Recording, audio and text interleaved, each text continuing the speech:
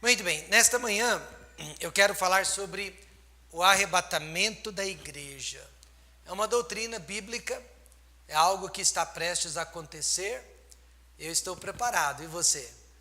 Eu estou esperançoso e a única solução para todos os meus problemas é o arrebatamento da igreja. Então, nós vamos estudar a palavra de Deus nesta manhã, vamos entender sobre esta doutrina escatológica, porque ela nos dá muita esperança, ela consegue também mudar nossas vidas, atitudes e tantas outras coisas erradas que nós estamos praticando. Mas aí quando a gente descobre, que Jesus pode voltar a qualquer momento, a nossa atitude muda, a nossa vida muda também.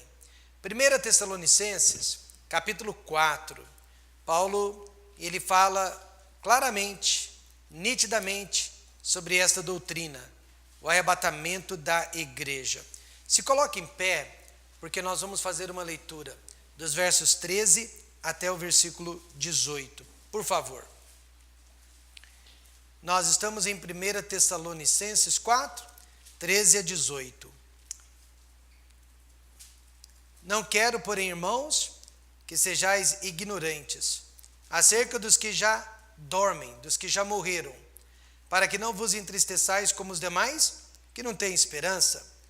Porque se cremos que Jesus Cristo morreu e ressuscitou, assim também os que em Jesus dormem, Deus os tornará a trazer com ele. Dizemos-vos, pois, isto, pela palavra do Senhor, que nós, os que ficarmos vivos para a vinda do Senhor, não precederemos os que dormem. Porque o mesmo Senhor descerá do céu com alarido, e com a voz de arcanjo, e com a trombeta de Deus, e os que morreram em Cristo ressuscitarão primeiro. Depois nós, os que ficarmos vivos, seremos arrebatados juntamente com eles nas nuvens, a encontrar o Senhor nos ares, e assim estaremos sempre com o Senhor. Portanto, consolai-vos uns aos outros com estas palavras. Pai querido e glorioso, obrigado por este momento tão maravilhoso que temos de entrarmos na presença de Deus, de estarmos na casa de Deus, no santuário do Altíssimo. E agora, ó Pai, nós estamos habitando debaixo da sombra de Deus Todo-Onipotente. Pedimos perdão pelos nossos pecados, pedimos a cura de nossas enfermidades, sejam elas físicas, espirituais ou até emocionais. Pedimos a libertação de todo e qualquer pecado em nossas vidas, de todo e qualquer laço, que não seja o laço que nos amarra a Ti. Neste momento, meu Pai, abre o nosso entendimento e o nosso coração para aceitarmos, para recebermos a instrução da palavra, e que esta instrução possa mudar nossa vida, possa mudar nossos pensamentos, para que nós possamos realmente respirar a presença de Deus e o poder de Deus. É o que pedimos no nome de Jesus. Amém. Podem se assentar? Muito bem. A Bíblia é muito clara sobre a volta do Senhor Jesus Cristo. Durante toda a história da humanidade, Jesus iria se manifestar pelo menos de 3 formas para a raça humana. E a primeira forma já aconteceu, já ocorreu há mais de 2000 anos atrás, quando o Filho de Deus, ele se encarnou. Ele veio ao mundo através de uma moça virgem e ele viveu exatamente 33 anos entre nós. Na próxima vez, ele não descerá até a terra, mas levantará, arrebatará a sua igreja, que somos nós, os salvos, nos ares. E os mortos em Cristo, os que morreram salvos também, ressuscitarão. Depois sim, de 7 anos, ele descerá à terra para julgar as nações, resolver todos os problemas de Israel ou do Oriente Médio e inaugurar o seu reino milenar de paz e de justiça. Portanto, pelo menos 3 vezes, Jesus há de se manifestar para a humanidade. Ele já se manifestou uma vez, agora faltam 2 outras vezes. Só que na primeira vinda, tudo já foi cumprido. Mais de 300 profecias a respeito da primeira vinda de Cristo, a respeito do seu nascimento, dos seus 33 anos de vida entre nós, mais de 300 profecias já foram cumpridas. A próxima manifestação dele será o arrebatamento da igreja. E o que significa o arrebatamento da igreja. Primeiro, Cristo descerá até as nuvens. Ele não pisará na terra. Depois, uma trombeta será tocada. Só nós, os salvos, iremos ouvi-la. A voz de um arcanjo também será ouvida. Os mortos em Cristo ressuscitarão. Aí os crentes vivos, espero que sejamos nós, serão transladados num abrir e fechar de olhos. É exatamente isso o que significa o arrebatamento. Se o arrebatamento ocorresse agora, nesse instante, só as pessoas salvas, lavadas no sangue de Jesus Cristo, arrependidas de seus pecados, subiriam. E as pessoas perdidas em seus pecados seriam deixadas para trás. A promessa do arrebatamento foi feita há cerca de 2000 anos, mas muitos duvidam, muitos não acreditam, muitos não sabem e muitos não estão preparados. Mas você sabia que no ano de 2000, o FBI, a CIA, agências americanas de espionagem, já sabiam que os terroristas islâmicos estavam preparando um atentado contra os Estados Unidos de grande proporção? Na verdade, eles já haviam tentado destruir aquelas 2 torres gêmeas no ano de 95, 5 anos antes. Portanto, todos estavam avisados de que a qualquer momento do dia ou da noite ocorreria um atentado terrorista de grande proporção sobre aquele país. A promessa havia sido feita pelos próprios terroristas, que nunca esconderam o seu plano, mas muitos agentes federais não acreditaram que isso pudesse ser possível. Muitos deles simplesmente resolveram ignorar, tantos outros nem sequer sabiam da ameaça, mas com certeza nenhum deles estava preparado, porque no dia 11 de setembro de 2001, cerca de 3.000 pessoas morreram soterradas, não é verdade? Sobre os escombros daquelas 2 torres gêmeas. E sabe, os Estados Unidos em 2 semanas perderam 3 trilhões de dólares. Só para você ter uma ideia, representava o PIB anual do Brasil. Eles perderam em 2 semanas o que nós levamos 12 meses, 1 ano, para produzir. Os terroristas conseguiram cumprir a promessa deles. Atacaram, na época, o país mais bem protegido do mundo. E assim também, Jesus Cristo vai cumprir a promessa dele. Ele já cumpriu uma vez e ele vai cumprir de novo. Ele disse em Apocalipse 16:15: eis que venho como ladrão. Alguém sabe quando o ladrão vai vir? O ladrão avisa quando vai vir? Não. Bem-aventurado, feliz, aquele que vigia e guarda suas roupas para que não ande nu e não se vejam as suas vergonhas. Eu quero que você saiba que só o fato de você estar na igreja neste domingo pela manhã já é uma indicação de que você está vigiando, amém, irmãos? E de que você está se preparando. Mas o que acontecerá com a igreja no dia do arrebatamento? O que acontecerá conosco no dia do arrebatamento? Primeiro ensinamento: a nossa redenção será completa. Olha, nós já somos salvos, mas a nossa salvação está longe de ser completa. Paulo disse que Jesus nos livrou de tão grande morte e livra em quem esperamos, que também nos livrará ainda. Quero que você perceba, ele nos livrou passado, ele nos livra presente, mas ele nos livrará futuro. Nós ainda sentimos fome, nós ainda sentimos dor, nós ainda sentimos tristeza, nós temos que lutar contra o pecado todos os dias, nós ainda morremos, não é verdade? Portanto, nossa alma já foi salva, nossa alma já é eterna, mas o nosso corpo ainda não foi salvo. Porém, no dia do arrebatamento da igreja, o nosso corpo será glorificado. aí a nossa salvação será completa. É por isso que não existe igreja perfeita. Todos nós da igreja ainda estamos em nossos corpos mortais e pecaminosos. Mas o apóstolo João prometeu, meus irmãos, que um dia nós seremos como Jesus Cristo é. Veja a promessa. Mas sabemos que quando ele se manifestar, quando ele voltar, seremos semelhantes a ele, porque assim como é, o veremos. Hoje nós somos imitadores do Senhor Jesus Cristo. Quando nós oramos, quando nós lemos a Bíblia, quando nós frequentamos a igreja, quando nós evangelizamos, nós estamos imitando a Jesus Cristo. Mas um dia no céu, nós seremos miniaturas do Senhor Jesus Cristo. Não só imitadores, mas miniaturas de Jesus Cristo. Isso explica porque hoje falhamos, hoje brigamos, hoje sentimos raiva. Mas um dia, nada disso vai fazer parte da nossa vida, porque nós seremos como Jesus Cristo mesmo.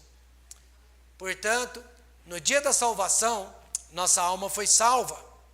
No dia do arrebatamento, nosso corpo será glorificado. E no dia do julgamento de Cristo, as nossas obras serão purificadas. João Wesley, o pai do metodismo, o fundador da igreja metodista, digamos assim, costumava pensar que era possível ao crente alcançar a perfeição neste mundo.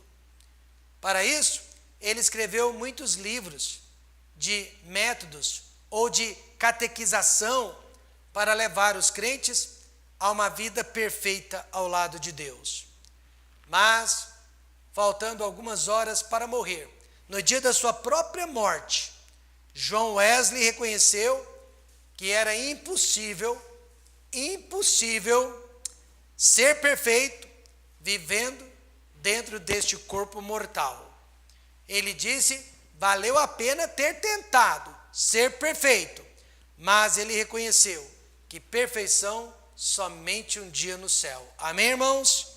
Um dia realmente nós seremos perfeitos, isentos de problemas, isentos de pecado. Todavia, nós já somos salvos agora e podemos ter certeza da salvação. Paulo disse em Romanos 8:1, portanto, agora, não amanhã, mas agora, nenhuma condenação há para quem? Os que estão em Cristo Jesus, e que não andam segundo a carne, mas segundo o Espírito. Nós somos herdeiros de um corpo perfeito, nós somos herdeiros de uma vida perfeita, mas, como todo herdeiro, nós temos que esperar o dia da posse. Nós não podemos tomar posse da herança fora de hora, não é verdade? Nós temos que aguardar o momento certo para tomarmos posse da nossa herança. A Tina Onassis, ela foi a última herdeira do multimilionário Aristóteles Onassis. Ela teve que esperar 18 anos para tomar posse de sua herança de 3 bilhões de dólares. Faltando alguns meses para que ela pudesse tomar posse da sua herança, perguntaram-lhe como que seria a vida dela a partir daquele momento, como que ela iria se sentir a partir daquele momento, o que iria acontecer quando ela recebesse a sua herança de 3 bilhões de dólares. A jovem respondeu, nada, vou continuar sendo uma pessoa normal. Meus irmãos, eu tenho uma notícia para lhe dar. Quando eu receber a minha herança, eu não vou continuar a mesma pessoa, eu não serei mais normal. Ao contrário, eu serei uma outra pessoa. Eu nunca mais vou pecar, eu nunca mais vou chorar, e eu nunca mais vou sentir dor. Amém, irmãos? Quando eu receber a minha herança, tudo vai mudar na minha vida. Apocalipse 21:4 promete: e Deus limpará de seus olhos toda lágrima, e não haverá mais morte, nem pranto, nem clamor, nem dor, porque já as primeiras coisas são passadas. O que acontecerá então com a igreja no dia do arrebatamento? A nossa redenção será completa, irmãos. Nunca mais teremos que lutar contra a nossa carne. Em segundo lugar, a nossa reunião será completa. Paulo disse: e os que morreram em Cristo ressuscitarão primeiro. Hoje nós vivemos dias em que temos que dizer adeus às pessoas que mais amamos, às pessoas que mais prezamos. Às vezes, dizemos adeus porque mudamos de cidade ou de país, e infelizmente, até mesmo por causa da morte. A morte, você sabe, é o pior inimigo e é a pior consequência do pecado. E ela causa separação, ela causa dor, ela causa tristeza e muitos problemas. E não existe solução para a morte. Minha mãe, por exemplo, ela morreu no dia 26 de novembro de 2000. Desde então, penso nela todos os dias. Humanamente falando, ela precisava morrer. Ela estava sofrendo muito, não havia esperança, não havia solução para o problema dela. Mas toda morte, por mais necessária que seja, ela causa dor, ela é cruel. Porém, no dia do arrebatamento, a tragédia da morte será revertida de separação para união. Paulo garantiu: depois nós, os que ficarmos vivos, seremos arrebatados juntamente com eles. Eles quem? Aqueles que morreram em Cristo, aqueles que morreram salvos, lavados no sangue. E nós iremos nos reunir com eles mais uma vez, subindo para o céu. Iremos reconhecê-los, seremos reconhecidos. Pode demorar um pouquinho, mas nós todos saberemos quem somos. Paulo promete isso em 1 Coríntios 13, 12. Porque agora vemos por espelho em enigma, mas então veremos face a face. Agora conheço em parte, mas então conhecerei como também sou conhecido. Nós saberemos quem somos, de onde viemos e para onde estamos indo. Então veja, nossa redenção será completa, nossa reunião será completa. Todas aquelas pessoas das quais nos separamos, estaremos novamente unidos. Em terceiro lugar, a nossa recompensa será completa. Paulo prometeu também, porque todos que somos salvos, devemos comparecer ante o tribunal de Cristo. Para quê? Para que cada um receba segundo o que tiver feito, por meio do corpo, ou bem ou mal. Então veja que logo depois do arrebatamento, nós, os salvos, iremos nos encontrar com Jesus para um acerto de contas. Não se trata de julgamento para salvação, mas o julgamento das nossas obras, porque nós já somos salvos. Nós já vamos estar no céu, porém as nossas obras, como eu ensinei ontem, aqui serão julgadas. O que eu fiz para Jesus, como eu fiz, porque eu fiz. Alguns terão que dizer: eu não fiz muito, porque eu era uma pessoa muito ocupada. Eu não fiz muito, porque eu tinha outras prioridades, outros afazeres na minha vida. Outros dirão: olha, eu fiz de qualquer jeito, porque eu não tinha muito talento. Eu fiz, mas para agradar ao pastor, para agradar aos pais, para agradar aos homens. Jesus irá julgar então os nossos motivos, a qualidade das nossas obras. Simbolicamente, as nossas obras serão queimadas pelo fogo. Se as nossas obras forem de pedras preciosas, prata e ouro, elas irão resistir o calor do fogo. Mas se for de madeira, palha e feno, elas serão destruídas, elas serão perdidas. E é exatamente isso que a Bíblia nos ensina. Muitos crentes irão perder recompensas que achavam merecidas por causa da motivação por detrás das suas obras, por detrás das suas intenções.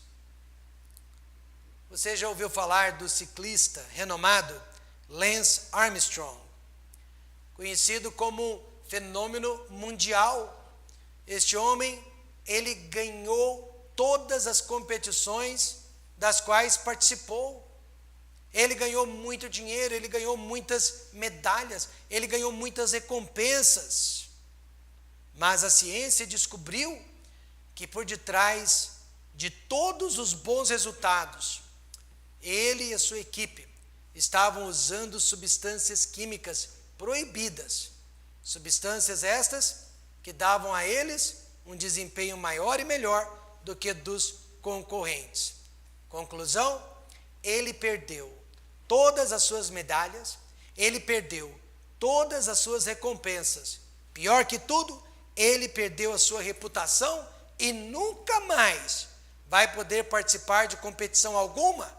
Ele perdeu todos os seus patrocinadores e descobriram que ao invés de um fenômeno, ele não passava de um charlatão. Assim também, alguns crentes estão pegando atalhos. Eles acham que o fim justifica os meios, estão saindo da Bíblia, das instruções da palavra de Deus, estão tentando pegar o caminho mais curto. Porém, no dia do tribunal de Cristo, suas obras serão provadas pelo fogo de Deus, e todo charlatão será descoberto. Toda motivação será descoberta, e a qualidade das nossas obras serão reveladas. Por isso, eu quero a volta de Cristo. É o que eu mais preciso, mas eu não fico muito ansioso pelo tribunal de Cristo. Amém, irmãos? Porque eu sei que naquele dia minhas obras serão reveladas. 1 Coríntios 3,13 diz: a obra de cada um se manifestará. Na verdade, o dia declarará, porque pelo fogo será descoberta, e o fogo provará qual seja a obra de cada um. Diga-me alguém, o que o fogo vai fazer com a palha? Queimar? Destruir? O que o fogo vai fazer com a palha, o feno? Queimar? Destruir? Madeira? Mas o que o fogo vai fazer com o ouro e a prata e as pedras preciosas? Nada, só purificar. Amém, irmãos? Portanto, nós temos que cuidar da qualidade das obras que estamos fazendo por Deus. O segredo eu vou dizer nesta manhã, é trabalhar para Deus e não para os homens. O segredo é não olhar para os homens, mas olhar sempre para Deus. O segredo é não trabalhar para o pastor, é não trabalhar para si mesmo, é não trabalhar para os pais. O segredo é fazer tudo para a honra e a glória de Deus. Paulo disse: e tudo quanto fizerdes, fazei-o de todo o coração, como ao Senhor e não aos homens. Este é o segredo. Eu li a história de um naufrágio que ceifou a vida de muitas pessoas. E o naufrágio só não foi pior porque havia um exímio nadador chamado Eduardo. Ele era jovem. E o Eduardo sozinho conseguiu salvar 17 pessoas. Ele trabalhou tanto naquele dia que ele próprio foi levado para o hospital com exaustão. Passaram-se vários anos e o Eduardo, agora velho, já de idade, ele tem uma ferida aberta dentro do coração, porque nenhuma daquelas 17 pessoas jamais o procurou para agradecer. E ele tem essa ferida aberta dentro do coração, mas se ele tivesse resgatado cada uma daquelas pessoas para a glória e a honra de Deus, ele nunca teria se decepcionado. Amém, irmãos? Se ele tivesse trabalhado para Deus e por Deus, ele não teria hoje essa ferida aberta dentro do coração. Isso também é verdade no reino de Deus. Nós não estamos aqui para agradar ao pastor, porque o pastor decepciona. Nós não estamos aqui para agradar os irmãos, porque os irmãos decepcionam. Nós não estamos aqui para agradar aos pais, aos filhos, porque eles decepcionam. Mas quando nós estamos aqui para agradar a Deus, nunca seremos decepcionados. Ele não falha jamais para conosco. É muito importante que você dedique todas as obras que realiza para a honra e a glória de Deus.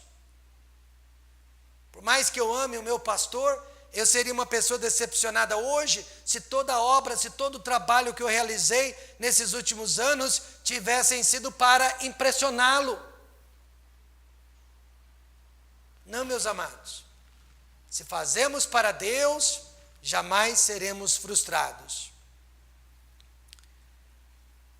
Não estou esperando as recompensas dos homens, mas eu estou esperando as recompensas do Senhor. Quando Cristo voltar, então, a nossa redenção será completa, a nossa reunião será completa e a nossa recompensa será completa também. Em quarto lugar, o nosso descanso será completo. Olha, eu não estou esperando a aposentadoria, não, mas eu estou esperando o descanso. Descanso de problemas, descanso de enfermidades, descanso de tanta violência e de tantos maus tratos. Veja o que a palavra de Deus promete em Apocalipse 7,17. Porque o Cordeiro, que é Jesus Cristo, que está no meio do trono, os apacentará, ele lhes servirá de guia para as fontes das águas da vida. E Deus limpará de seus olhos toda a lágrima. Aqui no mundo você está sempre se perguntando, quando será a próxima guerra? Quando será a terceira grande guerra mundial? Quando será a próxima doença? Quando será a próxima morte? Quando será que a lei da mordaça será aprovada? E nós estamos sempre esperando o pior. A nossa vida é igual uma semana de 7 dias. Você trabalha por 6 dias e descansa só um dia. Então veja, há mais trabalho do que descanso. Mas no arrebatamento da igreja, só haverá descanso. É como aquela mulher que sofre muito para dar à luz, mas depois que nasce a criança, ela esquece toda a dor. E nós vamos esquecer toda a dor um dia. Amém, irmãos? Nós vamos esquecer todo o sofrimento pelo qual nós e os nossos filhos e a nossa família passaram. Porque Ele promete que vai enxugar toda a lágrima. Quando criança, um certo pastor, ele não podia viajar 20 quilômetros, que ele passava mal do estômago e vomitava. Não podia entrar dentro de um carro que vomitava. Algumas pessoas são assim, não é verdade? Mas a avó dele morava a cerca de 100 quilômetros. Porém, todas as férias, ele fazia questão de viajar 100 quilômetros para passar 3 ou 4 dias com a avó, mesmo sabendo que ele iria vomitar, passar mal, ter ânsia de vômito, dor de cabeça, tontura, mas ele fazia questão de sofrer, porque uma vez na casa da avó, ele esquecia todo o sofrimento. Eram 4, 5 dias num pedacinho do céu, sendo bem tratado pela avó, comendo do bem e do melhor. Veja mais uma vez, Apocalipse 21:4, e Deus limpará de seus olhos toda lágrima, porque já as primeiras coisas são passadas. Um dia tudo será passado e o presente será um descanso eterno. Então, mais uma vez, o que acontecerá no dia do arrebatamento da igreja? A nossa redenção será completa. Este corpo, onde nós habitamos hoje, com tantos problemas e mazelas, será glorificado.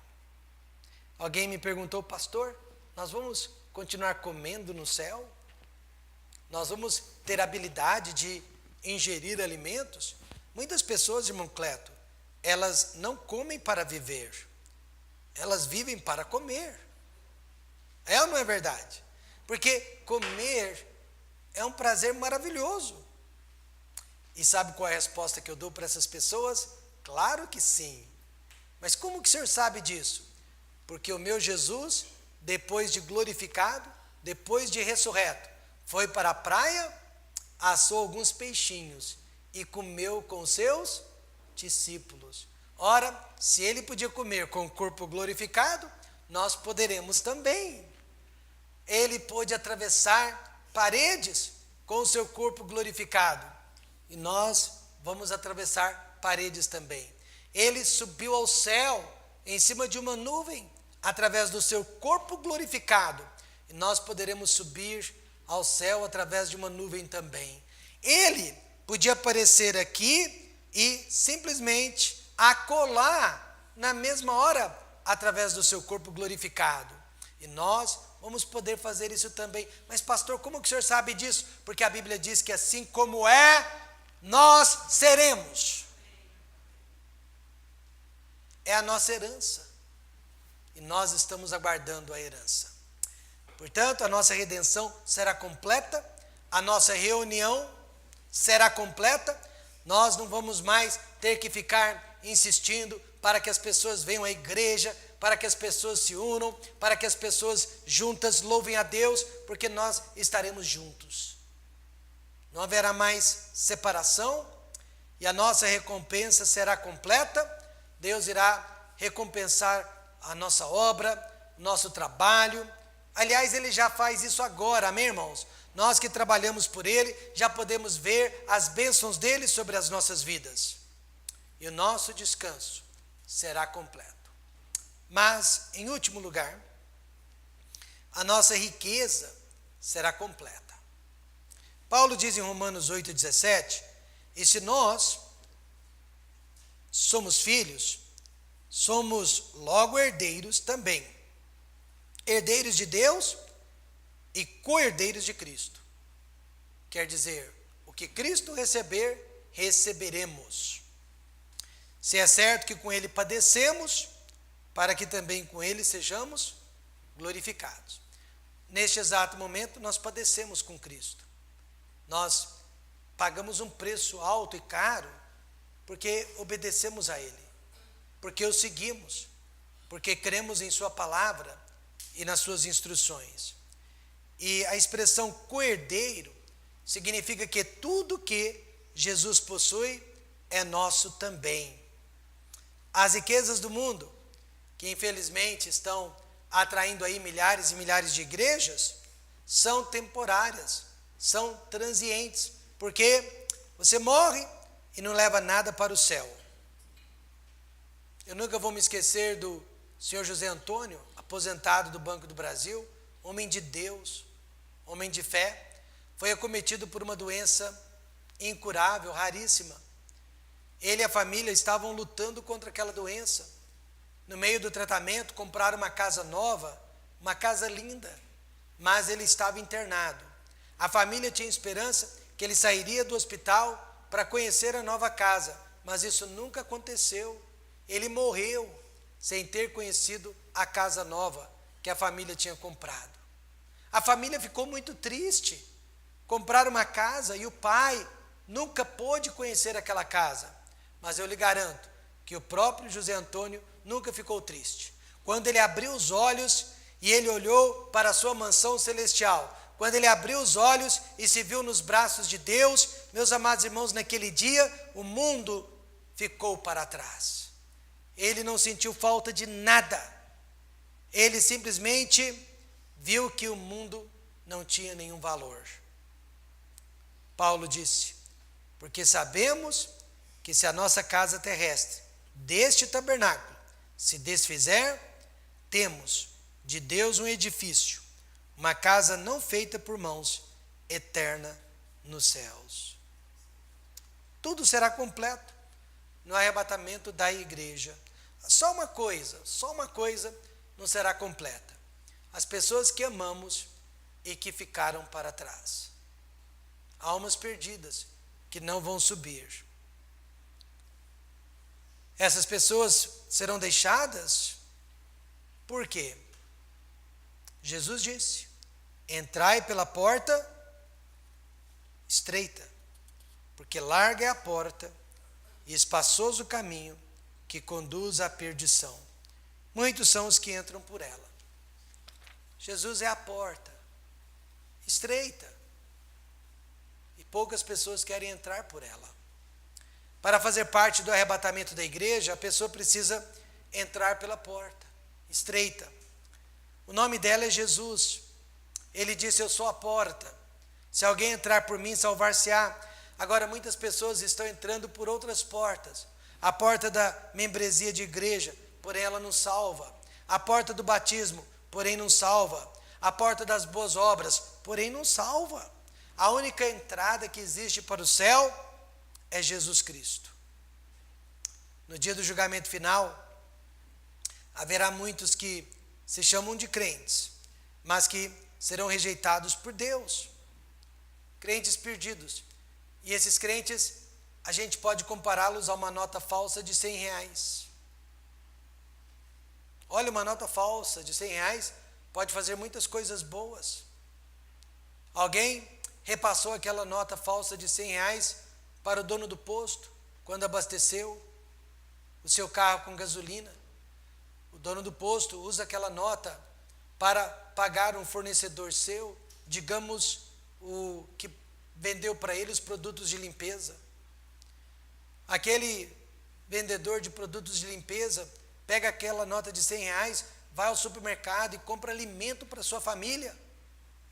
O supermercado, por sua vez, deposita aquela nota de R$100 no banco e descobre que era uma nota falsa. Veja então que aquela nota, apesar de falsa, ela fez muitas coisas boas. E assim também, aquela pessoa que não é salva, ela pode fazer muitas coisas boas, mas quando morrer, aí ela irá descobrir que nunca foi lavada no sangue de Jesus Cristo. Por quê? Porque ela estava confiando em si mesma. Ela estava confiando na igreja, ela estava confiando em homens, ela estava confiando em boas obras, ela estava confiando em religião, em batismo. Mas Jesus disse, e nós não podemos perder: eu sou a porta, e se alguém entrar por mim, salvar-se-á. Só Jesus Cristo salva. Ele é o único em quem nós podemos confiar. O arrebatamento vai acontecer a qualquer dia. Eu espero que aconteça logo. Eu espero que aconteça nos meus dias. Eu espero que aconteça ainda durante a minha vida. Não porque eu tenho medo da morte. Eu tenho medo de como eu vou morrer. Mas medo da morte eu não tenho, não. Eu sei o que vem depois. Eu tenho medo do processo da morte. Vai saber como eu vou morrer. Mas da morte eu não tenho medo. Agora, irmãos,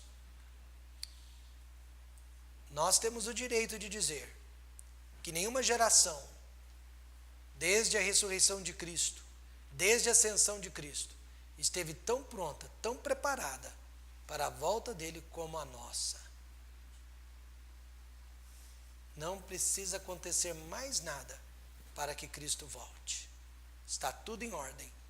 Não só para a volta dele, como para o governo mundial do anticristo. Tudo preparado. A minha pergunta é só esta: você vai fazer parte do arrebatamento? Ou você vai ser deixado para trás? Se você não tem certeza, você pode fazer uma decisão com Jesus. Ele é a porta. Se você entrar por ele, você será salvo. E quando você for arrebatado, você vai ter motivos de alegria ou de tristeza?